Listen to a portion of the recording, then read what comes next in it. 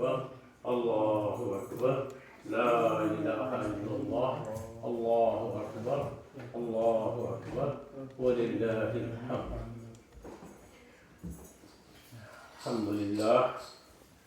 الحمد لله نحمده ونستعينه ونستغفره ونؤمن به ونتوكل عليه ونعوذ بالله من شرور أنفسنا ومن سيئات أعمالنا من يهده الله فلا مضل له ومن يضلله فلا هادي له ونشهد أن لا إله إلا الله وحده لا شريك له ونشهد أن محمدا عبده ورسوله أرسله بالحق بشيرا ونذيرا بين يدي الساعة من يطيع الله رسوله فقد رشد ومن يعصهما فإنه لا يضر إلا نفسه ولا يضر الله شيئا كما قال الله تعالى في القرآن المجيد والفرقان الحميد بعد أعوذ بالله من الشيطان الرجيم بسم الله الرحمن الرحيم ولنبلونكم بشيء من الخوف والجوع ونقص من الأموال والأنفس والثمرات وبشر الصابرين صدق الله العظيم وصدق رسوله النبي الكريم نحن على ذلك لمن الشاهدين والشاكرين.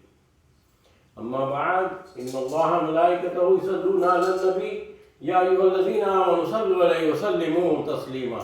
اللهم صل على سيدنا مولانا محمد وعلى آله وصحبه أفضل صلواتك بعدد معلوماتك بارك وسلم. اللهم صل وسلم على النبي الأمي وعليه. اللهم صل على سيدنا مولانا محمد كلما ذكره الذاكرون وصل على محمد كلما غفل عن ذكره الغافلون. اللهم صل وسلم على النبي الأمي وعليه.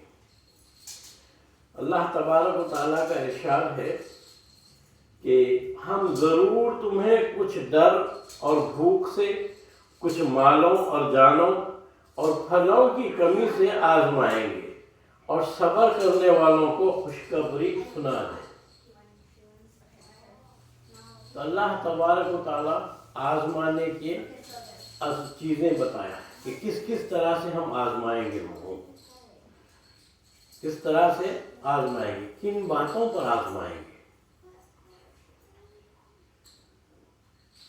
تو ان باتوں میں سب سے پہلے اللہ تبارک و تعالیٰ نے کہا کہ کچھ ڈر سے، خوف سے، فیئر سے آزمایا جائے گا تم کو، اور پھر بھوک سے کہ ڈراٹ آ گیا، آپ کو نہیں ملتی ہے کھانے کے لیے کوئی چیز، اور یا آپ ایک ایسی جگہ پہنچ گئے جہاں قلت ہے غذا، وہاں پر یا کسی بھی طرح سے آپ کو آزمایا جائے گا. اور پھر مالوں کی کمی کی وجہ سے، مال ہے نہیں تو آپ خریدیں گے کیسے؟ مالوں میں نقصان ہو رہا ہے، آپ کے پاس ذریعہ آمدنی ہی ختم ہو گئی ہے، نقصان پہ نقصان ہو رہا ہے. یہ بھی آزمائش ہے. اکثر لوگ کہتے ہیں کہ ہمارے پاس اتنے تھے، یہ اتنا تھا، یہ ہماری تجارت میں نقصان ہو گیا، ہمارا اس میں نقصان ہو گیا، ہمارا اس میں نقصان ہو گیا. یہ آزمائش ہے. اسی طرح جانوں کی وجہ سے بیماری آ گئی، اس سے انتقال ہو گیا، لوگوں کا تکلیف ہو گئی، جیسے اب آج کل ہے وائرس ہے، اس سے لوگ مر رہے ہیں. یہ آزمائش ہے، یہ آزمائش ہے. اللہ ہمیں آزما رہا ہے. اور پھر اسی طرح پھلوں کی کمی کی وجہ سے، یعنی زراعت کی وجہ سے، پھلوں کی کمی اور زراعت وغیرہ کی وجہ سے، اس کی وجہ سے آپ کو آزمایا جائے گا. کہ ملکوں میں جو ہے نا، ملک ہے کہ اس میں جو ہے نا بارش ہی نہیں ہوتی، بارش نہیں ہوتی ہے تو پانی کی کمی کی وجہ سے جو ہے تو زراعت نہیں ہو سکتی. تو آزمائش ہے، اس طرح سے آزمائش ہے. تو اس سلسلے میں حضرت امام شافعی رحمۃ اللہ علیہ بڑی اچھی بات کرتے ہیں، اور آپ کا کہنا یہ ہے کہ خوف سے مراد ہے اللہ تبارک و تعالیٰ کا ڈر، بھوک سے مراد ہے رمضان کے روزے، مالوں کی کمی سے زکوٰۃ و صدقات دینا. یہی تو ہے زکوٰۃ اور صدقات کے لیے ہم کو شیطان یہی سکھاتا ہے، ابلیس، کہ ارے اتنے پیسے دو گے تو تم بھی فقیر بن جاؤ گے، تم بھی جو ہے نا لینے والوں کی لائن میں کھڑے ہو جاؤ گے. آج دے رہے ہو، اتنے پیسے نہیں دو گے، اتنے دو گے تو یہ ہوگے. اور اللہ تبارک و تعالیٰ اور اللہ کے رسول صلی اللہ علیہ وسلم کہتے کہ نہیں، مال زیادہ ہوگا، اور مال اور زیادہ ہو. یہ آزمائی ہوئی بات ہے. ہر سال ہم زکوٰۃ نکالتے ہیں اور ہم صدقات دیتے ہیں، زکوٰۃ دیتے ہیں، تو اللہ ہمارے میں ہر سال اور بڑھا رہا ہے، کم نہیں کر رہا. ہر سال ہم اور دیتے ہیں. یہ آزمائی ہوئی بات ہے، ہر ایک کی ہے، کیونکہ اللہ اور اللہ کے رسول سچے ہیں. آپ دیتے جائیے، اللہ اور دیتے جائے گا. کمی تو ہونے کا سوال ہی نہیں ہے. تو اسی طرح سے پھلوں کی کمی ہے اور زکوٰۃ صدقات دینا جانوں کی کمی ہے. تو اس طرح سے بہت ساری چیزوں کا معاملہ یہی ہے کہ آپ کو آزمایا جا رہا ہے. تو یہ آزمائش کا جو معاملہ ہے، دراصل یہ جاننا ہوتا ہے کہ کون اپنا ہے، کون پرایا ہے، کون صبر کرنے والا ہے، کون صبر کرنے والا نہیں. جو صبر کرتے ہیں ان کے لیے اللہ تعالیٰ نے یوں بھی ارشاد فرمایا کہ ان اللہ مع الصابرین، کہ اللہ تو صبر کرنے والوں کے ساتھ ہے، اور جن کے ساتھ اللہ ہے انہیں پھر کس چیز کی فکر ہے. تو یہ آزمائش کا معاملہ صرف ہماری حد تک نہیں ہے. یہ تو آزمائش کا معاملہ تو حضرت آدم علیہ السلام سے چلے آ رہا ہے. جتنے بھی انبیاء ہیں ہر ایک کو آزمایا گیا. نوح علیہ السلام کو آزمایا گیا. آپ نے بہت 950 سال تک آپ نے تبلیغ کی، 40 سے زیادہ لوگ اسلام نہیں لا سکے. صرف 40 لوگ، کوئی نہیں لا. تکالیف دیا. ابراہیم علیہ السلام تکالیف دی. سب کو پتا ہے نمرود کا واقعہ، کس قدر سے آگ میں ڈالا گیا. آزمانا. ایوب علیہ السلام ہے، بیماری سے آزمایا گیا. یونس علیہ السلام ہے، مچھلی کے پیٹ میں گئے، آزمایا گیا. تو جب انہوں نے کہا آزمائش پر پورے اترے تو اللہ تبارک و تعالیٰ سے ان پر رحم فرمایا. جب انہوں نے کہا کہ لا الہ الا انت سبحانک انی کنت من الظالمین، تو اللہ تبارک و تعالیٰ نے رحم اور صابرین میں شامل فرمایا. یونس علیہ السلام کو بھی صابرین میں شامل فرمایا، ایوب علیہ السلام کو بھی صابرین میں شامل. اور نبی کریم صلی اللہ علیہ وسلم کی شان تو یوں ہے کہ نبی کریم صلی اللہ علیہ وسلم کا ارشاد ہوتا ہے کہ سارے انبیاء کو جس طرح سے تکالیف دی گئی، جو دیا گیا، وہ سارا مجھے اکیلے کو دیا گیا. نبی کریم صلی اللہ علیہ وسلم کو بھی دیکھیں کس قدر کفار لگے. آپ کا حتیٰ کہ بائیکاٹ کیا، مجبور کر دیا گیا کہ آپ مکہ چھوڑ دیں. ہر طرح سے آپ کو تکلیف دی گئی نبی کریم صلی اللہ علیہ وسلم. اور پھر وجہ کیا تھی کہ قولوا لا الہ الا اللہ تفلحوا، لا الہ الا اللہ کہو فلاح پاؤ گے. لا الہ الا اللہ محمد رسول اللہ کہو کامیاب ہو جاؤ گے. بس اسی بات کے اوپر آپ کو تکلیف دی گئی، ہر طرح سے تکلیف دی گئی. اور اللہ کے رسول صلی اللہ علیہ وسلم کہتے ہیں مجھے تکلیف تو اس بات پر بھی ہوتی ہے. اللہ تبارک و تعالیٰ خود بھی ارشاد فرماتا ہے کہ جب مسلمانوں کو کسی بات پر تکلیف ہوتی ہے تو اللہ کے رسول کہتے ہیں مجھے بھی تکلیف ہوتی ہے. اس سلسلے میں آپ دیکھیں گے کہ امام حسن و حسین کربلا میں شہید کیا گیا. کربلا میں شہید کیا گیا. آپ صابر رہے، ایک کے بعد ایک 70 لوگ شہید ہوئے. خاندان کا خاندان لٹا دیا گیا، شہید ہو گئے. اور آپ صبر ہیں، حتیٰ کہ آپ نماز میں گئے اور نماز میں اپنی گردن کٹوا دی. امام حسن زہر دیا گیا. علی کرم اللہ وجہ تلوار سے جب مارا گیا، حضرت علی کرم اللہ وجہ کو سر پر مارا، تو آپ نے پوچھا کہ کون ہے مارنے والا؟ تو بولے فلاں ہے. تو بولے اس کو میں نے معاف کر دیا، اس کے ساتھ اچھا سلوک کرو، میں نے اسے معاف کر دیا. حضرت عمر رضی اللہ عنہ نماز میں ہے، آپ کو مارا گیا. کس نے مارا؟ بولے مجوسی نے مارا. کہا الحمدللہ. لوگوں نے کہا الحمدللہ مار پڑی ہے آپ کو، شدید مار پڑی ہے آپ کا، پھر اور آپ کہتے ہیں الحمدللہ. بولے ہاں الحمدللہ. کیوں؟ کہ یہ مجوسی ہے.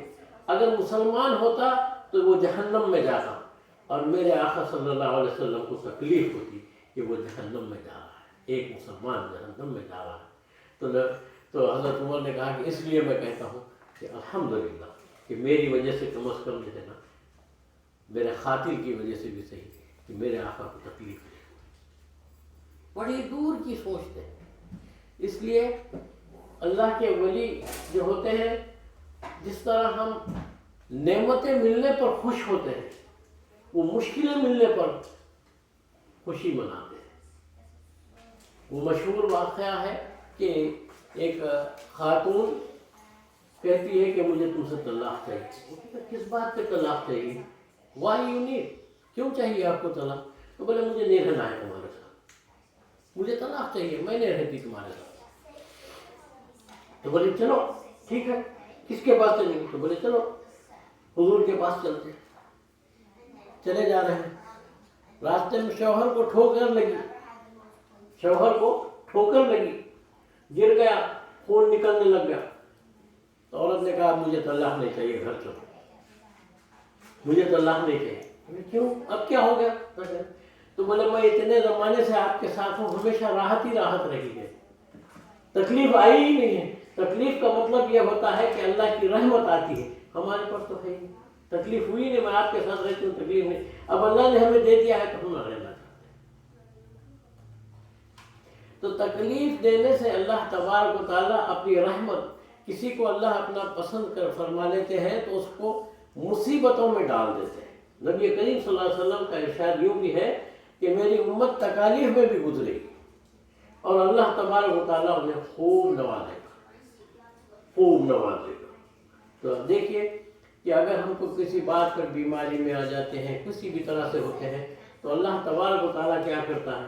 جب آدمی بیمار پڑتا ہے تو اللہ تبارک و تعالیٰ کہتے ہیں فرشتوں سے جاؤ اس سے 3 چیزیں لے آؤ، اس سے اس کی بھوک لے آؤ واپس، اس سے اس کی بھوک لے کے آؤ، اس سے اس کی زبان کا مزہ لے لو، اور اس کے اعمال جتنے گناہ ہیں سارے اٹھا کے لاؤ.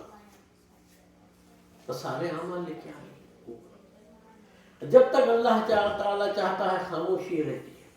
جب اللہ تبارک و تعالیٰ نے شفا دینا چاہتا ہے، اللہ شفا دینا چاہتے ہیں تو کہتے ہیں کہ دیکھو ٹھیک ہے، اس کا جو ہے نا زبان کا ذائقہ واپس کر دو، ٹیسٹ واپس کر دو. تب دیکھتے ہیں کہ ہم لوگ بخار میں رہتے ہیں تو ہم سے یہ کیا ہوتا ہے؟ بخار آ گیا، بیمار پڑے ہوئے ہیں ہم لوگ، تو ہم کیا کہتے ہیں؟ کوئی چیز اچھی نہیں لگ رہی، میٹھی چیز بھی کڑوی دکھ رہی. ہمارا حال یہ ہوتا ہے. اور جب اللہ تبارک و تعالیٰ راضی ہوتے ہیں، کہتے ہیں تو آج ذرا آرام دکھ رہا، آج کچھ کھائے جیسا ہوا. اب کیا ہے؟ اب غذا بھی واپس ہو رہی ہے، اللہ تبارک و تعالیٰ اس کا رزق بھی واپس کر رہا ہے. تو اللہ تبارک و تعالیٰ جب دونوں ہوتے ہیں، جب قوت آ جاتی ہے جسم میں، تو اللہ تبارک و تعالیٰ ملائک سے پوچھتے ہیں کیا ہوا؟ سب دے دیا؟ تو بولے دے دیا. تو پھر اب کچھ بچا تو نہیں ہے؟ تو بولے ہاں ہے. کیا بچا ہوا ہے؟ تو بولے اس کے جو صغیرہ گناہ تھے وہ ہے بچے، وہ بھی واپس کر دے گا. تو اللہ تبارک و تعالیٰ کا ارشاد تو نہیں، وہ واپس نہیں کرنا، ہم نے اس کو بدل دیا ہے نیکیوں میں، ہم نے اس کو بدل دیا ہے نیکیوں میں، کیونکہ اس نے صبر کیا. تو اللہ تبارک و تعالیٰ کی طرف سے اگر نعمتیں چاہتے ہیں تو صبر کرو. ایک حدیث میں تو یوں بھی ہے کہ کل محشر میں قیامت میں لوگ جو آج دنیا میں آرام سے رہتے ہیں، کل اس وقت اش کریں گے اور کہیں گے کہ کاش ہمیں یہ آرام نہ ملا ہوتا. جو تکلیف میں تھے دنیا میں، آج کس قدر آرام میں ہے، آج کس قدر ان کو اللہ تبارک و تعالیٰ نے نوازا. اور اولاد سے بھی آزمایا جاتا ہے. اگر کسی کے بچپن میں فوت ہو جاتے ہیں بچے، تو اللہ تبارک و تعالیٰ کہتے ہیں یہ بچے کیا ہوتے ہیں؟ انسان کے دل کا پھل ہے، انسان کے اس کے دل کا پھل ہے. تو پھل جب لے لیتے ہیں تو اللہ تبارک و تعالیٰ کہتے ہیں کیا ہوا؟ میرے بندے نے کیا کہا؟ اس کے بچے کی روح لے آئے ہو؟ تو بولے ہاں لے آئے. تو بولے کیا کہا اس نے کہا کہ انا للہ و انا الیہ راجعون. اس نے صبر کیا اور کہا کہ انا للہ و انا الیہ راجعون. تو اللہ تبارک و تعالیٰ خوش ہوتے ہیں اور کہتے ہیں کہ اسے جنت میں ایک محل بنا دو، اس کے لیے جنت میں اس کے لیے ایک محل بنا دو. اور بچے جب عقل والے ہوتے ہیں، اگر دنیا سے گزرے ہوئے ہیں تو اللہ تبارک و تعالیٰ وہ بچوں کے ذریعے اپنے ماں باپ کی مغفرت کا سبب بنا دیتے ہیں۔ وہ بچے کل محشر میں کھڑے ہو جائیں گے، وہ کہیں گے کہ ہم نہیں جائیں گے جنت میں، ہم نہیں جائیں گے جنت۔ کیوں نہیں جاؤ گے؟ جنت تو تمہارے لیے ہے، جائے۔ تو کہتے ہیں نہیں، ہم کو ہمارے ماں باپ چاہیے، ہم ہمارے ماں باپ کے بغیر جنت۔ تو صبر کرنا ہے، ان اللہ مع الصابرین، کہ اللہ صبر کرنے والوں کے ساتھ ہے۔ تو اللہ سے دعا ہے کہ اللہ تبارک و تعالی ہمیں بھی صبر کرنے والوں میں شامل فرمائے۔ وما علینا الا البلاغ۔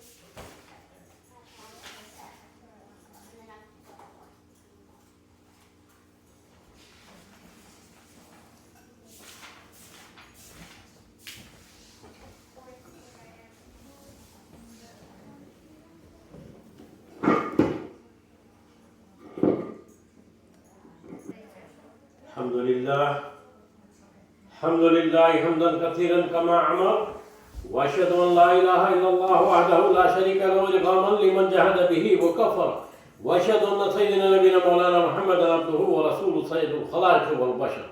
اللهم صل وسلم وبارك على سيدنا نبينا مولانا محمد وعلى آله وصحبه وصحبه الغرر. عباد الله اتقوا الله تعالى من سماع اللغو وفضول الخبر، وانتهوا عما نهاكم عنه وزجر. واعلموا ان الله امركم بامر بدا فيه بنفسه وسنى بملائكه المصبر لقدسه، وصلت بكم ايها المؤمنون من بره جنه وانسه، فقال تعالى مخبرا وعامرا ان الله وملائكته يصلون على النبي يا ايها الذين امنوا صلوا عليه وسلموا تسليما. اللهم صل وسلم وبارك على سيدنا نبينا مولانا محمد امام الحرمين وصاحب الهجرتين وآل محمد، فيا ايها الراجون من الشفاعة صلوا عليه وسلموا تسليما. اللهم صل وسلم وبارك على سيدنا نبينا مولانا محمد نور القلب وقرة العين وعلى آل محمد، فيا ايها المشتاقون الى رؤيا جماله صلوا عليه وسلموا تسليما. خصوصا منهم ذي صلى الله عليه المؤمنين سيدنا ابي بكر الصديق رضي الله تعالى عنه، ولا زاهد الوفاء بالناطق بالصواب امير المؤمنين سيدنا ابي حفص عمر بن الخطاب رضي الله تعالى عنه، ولا جامع القران امير المؤمنين سيدنا عثمان بن عفان رضي الله تعالى عنه، ولا اسد الله الغالب امير المؤمنين سيدنا علي بن ابي طالب رضي الله تعالى عنه، ولا ولديه سيدين ابي محمد الحسن وابي عبد الله الحسين، ولا امهما سيدتنا فاطمه الزهراء رضي الله تعالى عنها، ولا من المعظمين عند الله والناس المطهرين من الدنس والنرجاس ابي عمارة حمزة بن الفضل العباس رضي الله تعالى عنهما، ولا تمام العشرة المبشرة صلاة وسلام دائمين متلازمين الى يوم الدين. اللهم اعز الاسلام والمسلمين واغفر الكفرة والمبتدئة والمشركين. اللهم شد شمل اعداء الدين ومضر جمعهم يا مبيد الظالمين. اللهم من نصر دين محمد صلى الله عليه وسلم واغذل من خذل دين محمد، وجعل اللهم آمنة مطمئنة البلدان المسلمين واكتب. اللهم استر السلامة والعافية علينا ولا بدك الهجاة والغزاة والمسافرين في برك وبحرك من أمة محمد أجمعين. ربنا آتنا في الدنيا حسنة وفي الآخرة حسنة واغفر للمؤمنين والمؤمنات الأحياء منهم والأموات برحمتك يا أرحم الراحمين. الحمد لله رب العالمين. أعوذ بالله من الشيطان الرجيم. إن الله يأمر بالعدل والإحسان وإيتاء ذي القربى وينهى عن الفحشاء والمنكر والبغي يعظكم لعلكم تذكرون. واذكروا الله يذكركم وادعوه يستجب لكم، ولذكر الله تعالى أعلى وأعلى وأعز وجل وأهم وتم وأكبر.